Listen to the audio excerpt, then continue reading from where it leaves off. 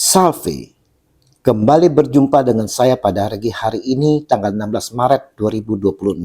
Mari saudara di pagi yang cerah ini kembali kita mengucap syukur dan dalam doa kepada Tuhan Allah kita, dan juga jangan lupa berilah senyuman dan sapaan kepada sesama kita. Kita awali perenungan pagi hari ini dengan tanda kemenangan kita dalam nama Bapa dan Putra dan Roh Kudus. Amin. Iman yang sejati. Bacaan liturgi hari ini diambil dari kitab Yesaya 65 ayat 17 sampai dengan 21 dan Injil Yohanes 4 ayat 43 sampai dengan 54. Saudara-saudaraku yang terkasih, sering saudara dalam hidup kita ini, kita merasa Tuhan jauh dari kehidupan kita karena doa kita tidak langsung dijawab dengan cara yang kita inginkan. Kita ingin saudara Tuhan datang sesuai skenario kita. Dan hari ini, melalui Injil yang kita baca dan kita renungkan saudara, kita melihat di mana seorang pegawai istana yang mana anak gadisnya sedang sakit. Ketika ia mendengar bahwa Yesus telah datang dari Yudea ke Galilea, pergilah ia kepadanya lalu meminta supaya ia datang dan menyembuhkan anaknya, sebab anaknya itu hampir mati. Pegawai istana itu berkata kepadanya, "Tuhan, datanglah sebelum anakku mati." Yohanes 4, 47 dan 49. Apa yang didapat dari pegawai istana ini? Apakah Yesus langsung merespon permohonannya, menyembuhkan anaknya? Kata Yesus kepadanya, "Pergilah, anakmu hidup." Yohanes 4 ayat 50. Bagaimana respon pegawai itu? Apakah dia sungguh percaya dengan perkataan Yesus bahwa anakmu hidup? Orang itu percaya akan perkataan yang dikatakan Yesus kepadanya, lalu pergi.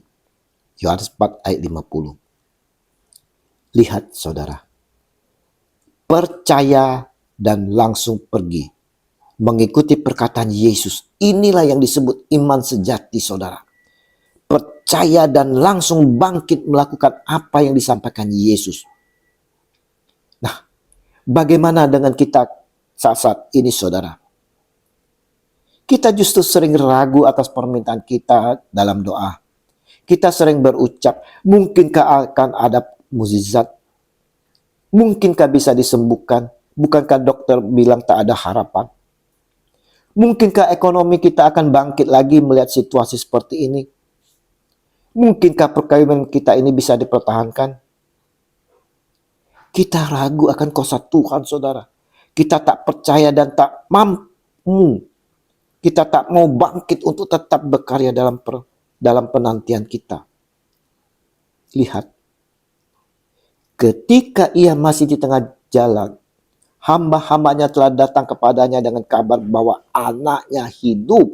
Haleluya. Yohanes 4 ayat 51. Ini saudara mau mengajarkan kepada kita bahwa sabda Tuhan tidak dibatasi oleh ruang dan waktu.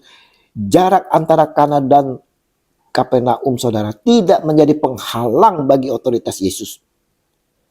Ketika pegawai itu sedang dalam perjalanan pulang, masih dalam proses ketaatan saudara. Ingat, dalam proses ketaatan, ia menerima kabar bahwa anaknya sembuh tepat pada waktu Yesus mengucapkannya. Demikianlah hanya permohonan kita. Perlu proses ketaatan saudara. Taatkah kita? Percayakah kita? Bagaimana sikap kepercayaan kita? Lagi hari ini saudara-saudaraku mau mengajak kita semua membangun iman yang tangguh melalui sabda dan harapan akan pemulihan. Kita mau saudara seperti pegawai istana melalui Injil hari ini, di mana mau percaya tanpa melihat. Sedangkan melalui bacaan pertama kitab Yesaya, kita diingatkan Allah menjanjikan masa depan di mana ratap tangis tidak terdengar lagi.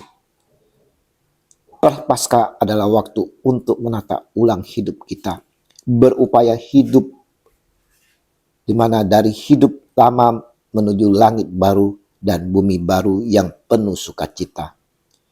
Mari saudara-saudaraku yang terkasih, dalam masa prapaskah ini bukan hanya soal berpuasa dan berpantang saja saudara, tapi kita perlu bertindak seperti pejabat istana, melangkah dalam ketaatan dan membawa harapan pada keluarga maupun sesama. Dan kita perlu bertanya pada diri kita sendiri, apakah iman saya masih bergantung pada tanda-tanda atau kebetulan-kebetulan yang menguntungkan? Ataukah saya sudah mampu berpegang teguh pada sabdanya, bahkan ketika situasi di depan mata tampak belum berubah? Apakah saya sudah cukup percaya pada sabda Tuhan dan masih menuntut tanda-tanda untuk meyakini penyertaannya?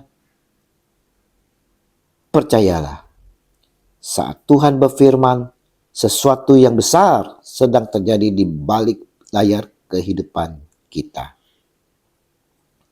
Tuhan Yesus, murnikan hati kami agar percaya pada sabda-Mu dan berani melangkah dalam iman serta dapat mewujudkan iman sejati seperti pegawai istana, percaya tanpa melihat. Amin. Dalam nama Bapa dan Putra dan Roh Kudus. Amin. Shalom Aleihim.